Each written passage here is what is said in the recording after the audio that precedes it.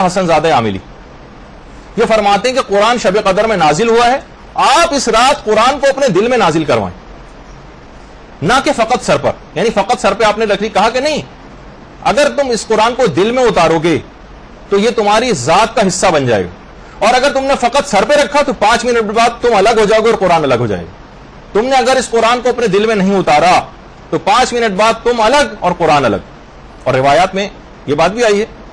کہ پروردگار عالم نے اس شب 23 میں قرآن کو بیت معمور سے نیچے نازل کیا ہے، پھر تدریجاً 23 سال میں بیت معمور سے پیغمبر اسلام کے اوپر تدریجاً جو نازل ہوا ہے، تفسیر نمونہ کی 27ویں جلد میں جس کی آپ تفصیل جا کر پڑھ سکتی ہیں۔ بہترین موقع ہے یہ رات، شیاطین اس ماہ میں اور خصوصاً اس رات میں قید کر دیے جائیں گے، اور اب اگر کوئی انسان اپنے نفس امارہ کے دھوکے میں آ جائے، اس کے بہکاوے میں آ جائے اور کچھ گناہوں کو انجام دے لے، تو وہ ان کاموں کو انجام دے کر ان بندھے ہوئے شیطانوں کی رسیاں اپنے ہاتھ سے کھول دیتا ہے۔ پروردگار نے باندھ دیا تھا، تم نے خود ایسے عمل کیے جس سے اس کی رسیاں کھل گئیں۔ تو اپنی اس تقدیر کو آج کی رات بنا لیں۔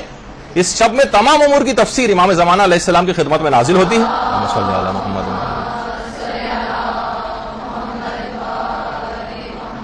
جس میں خود امام زمانہ علیہ السلام اور لوگوں کے بارے میں احکامات ہوتے ہیں، خود امام کے بارے میں اپنے بارے میں احکامات ہوتے ہیں۔ اصول کافی کی جو پہلی جلد ہے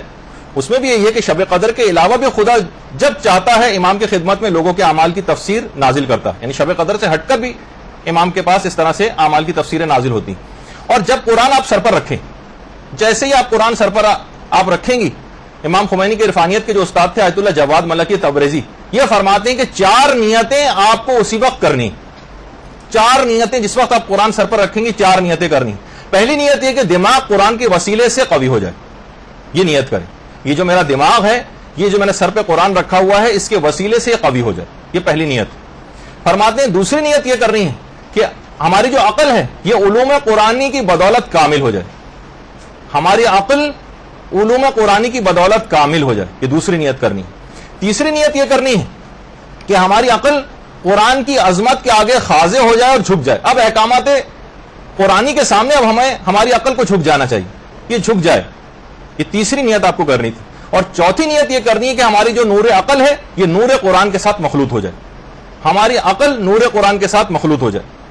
تو یہ 4 نیتیں جو شخص بھی اس رات کو کرے گا، ایک عظیم سعادتوں کا جو قرآن کو سر پہ رکھنے کا جو فلسفہ ہے، مکمل سعادتوں کے ساتھ اس کو بہرہ مند کر دے گا۔ تو یہ 4 نیتیں آپ لکھ کے رکھیے گا، اور اس وقت ایک خصوصیت کے ساتھ،